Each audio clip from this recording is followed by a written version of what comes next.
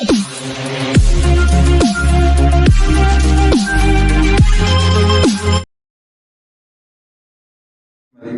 se porte comme un charme.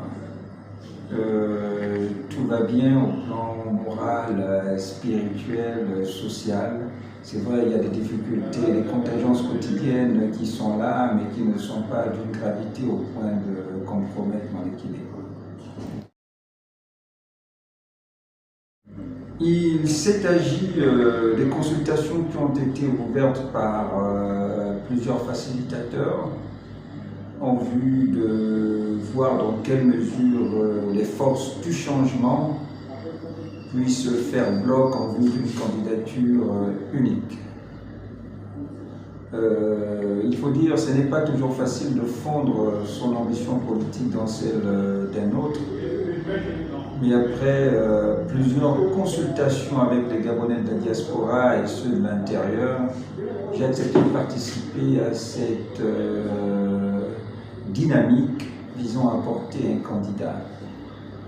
Naturellement, on a voulu le faire après la phase de dépôt de candidature pour permettre à chacun de vendre son ambition politique, c'est-à-dire son offre politique auprès du peuple gabonais. Mais on a constaté que le groupe que nous constituions n'était pas formé des milliardaires dont la plupart ont siphonné les caisses de l'État. Parce que dans le principe de bloc après dépôt de candidature, le principe est le même. Celui qui est porté rembourse la caution et les frais de dépenses liés à la campagne électorale dans la phase pré-désignation.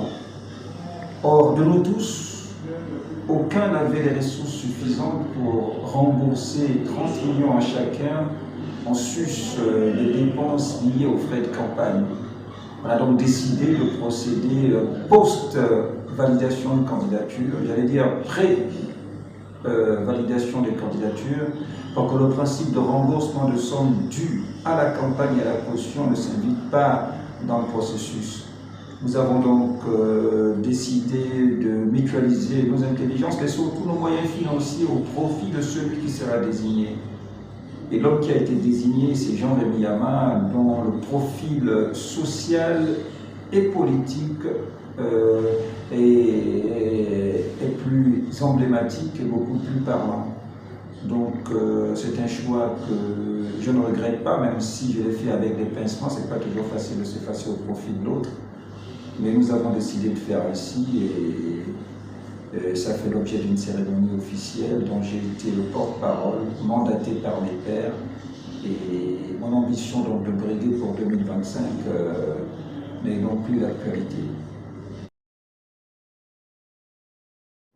Bien, premièrement, il ne s'agit pas pour moi de venir porter main forte à Jean-Rémy Yama dans un sens purement, dans un sens puriste.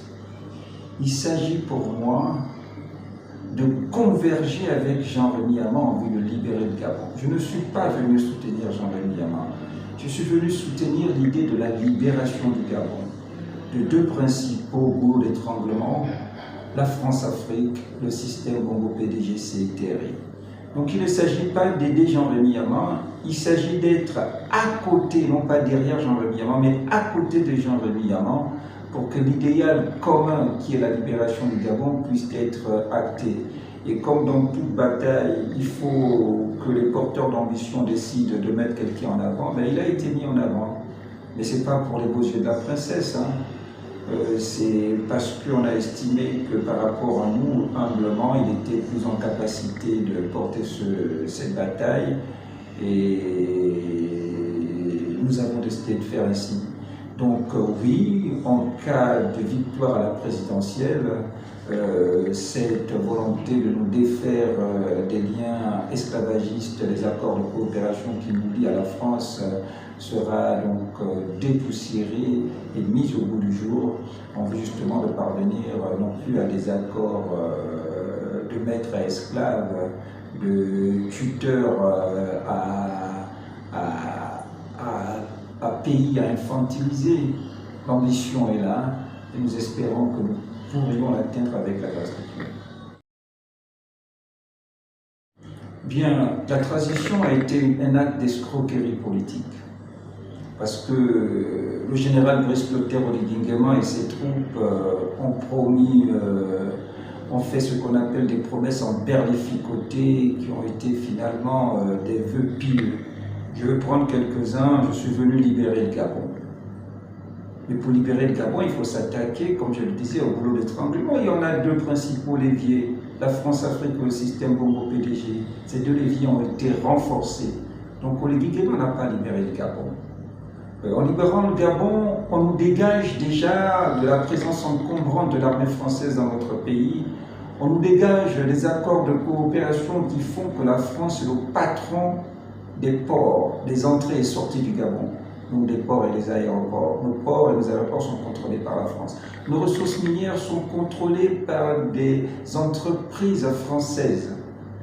Donc nous sommes vampirisés dans notre propre pays par les puissances impérialistes français au plan économique, au plan militaire, au plan politique, parce que Brice Clotaire Oligui Nguema est un produit de la France. Donc il ne peut pas s'attaquer au maître. Brice Clotaire Oligui Nguema a menti au peuple gabonais, il n'est pas en capacité de nous libérer. Il faut d'abord qu'il se libère du tutorat français. À partir de là, on pourra voir. Ça a été un flop. Les promesses de réforme n'ont pas eu lieu. Il a essayé de réformer la Constitution, il a vampirisé, il a taillé à sa mesure. C'est une Constitution taillée à la mesure de Brice Clotaire Oligui Nguema. Le code électoral idem. Aucune institution n'a été réformée. Les militaires ont été des délinquants en col blanc, des pédégistes en treillis. Ils ont menti au peuple gabonais, ils méritent d'être dégagés simplement, soit de l'élection du 12 avril 2025. Notre Oligui Nguema ni son projet de société ne sont pas nos obstacles. Nos obstacles, c'est l'obscurantisme qui a été sémé au sein du peuple gabonais. Donc il s'agit pour nous de lutter contre cet obscurantisme en pointant du doigt ce que j'ai qualifié de goulot d'étranglement. Tant qu'on ne se sera pas débarrassé des goulots d'étranglement qui s'appellent la France-Afrique ou le système Bongo-PDG, nous ne pourrions jamais avoir une indépendance politique, une indépendance militaire, une indépendance économique. Donc nous ne pouvons pas conjuguer le verbe prospérer et partage équitable des richesses nationales. Il n'y a pas de programme particulier. Le programme, c'est libérons-nous de ces plombs au développement du Gabon, de ces plombs à la capacité des Gabonais de disposer de leurs richesses et de disposer de leur pays. Donc il n'y a pas un discours que le discours de la libération en indexant les bourreaux de nos libertés militaires, politiques et économiques qui s'appelle la France-Afrique, le système Bongo-PDG. Il n'y a pas un autre discours, il n'y a pas d'autre projet de société. C'est après s'être débarrassé de ça que l'on peut conjuguer le verbe développement social, économique, prospérité. Parce que si on se libère, la France mourra, puisqu'elle ne pourra plus siphonner nos richesses, elle ne pourra plus vampiriser nos politiques, elle ne pourra plus disposer de notre sol à volonté. Donc l'objectif, c'est de nous libérer de ça, et après ça, on pourra parler de prospérité. Avant 100 ans que les Oligui Nguema, qui sont le prolongement des Bongo père et fils, sont là, on ne parviendra pas. On a eu le père, on a eu le fils, on a eu le neveu. Au nom du père, du fils et du neveu, on ne peut pas continuer comme ça. Il faudrait dégager les Bongo, porteurs de patronyme ou pas, pour que le Gabon accède à sa liberté, à sa vraie libération. Et c'est ça le seul programme qu'il faudrait dire aux Gabonais. Il n'y a pas 10 000 programmes. Quand on aura acquis ces préalables de développement à la prospérité, à partir de là, on pourra développer un plan de société, mais pas avant.